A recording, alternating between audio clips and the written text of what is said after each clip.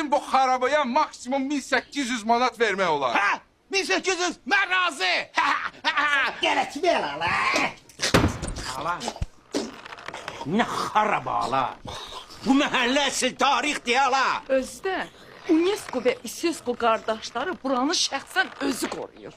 Ala, bu məhəllə bilirsən kimləri görüb? Teymurlenk bütün dünyanı çerez bizim məhəllə zəbt edib. Ey mənim şanlı ordum! Məğribdən məşriqə qədər hamını diz çöktürə-çöktürə Badı-Kubaya qədər gəldik. Ancaq biz yolumuza davam edəcəyik. Ayağımız büdrəməsə, Cümədül əvvəl ayına qədər bütün bəşər aləm diz qarşımızda. Yaşa ayağımız. Eskoru çağır. 14-cü əsr Esko.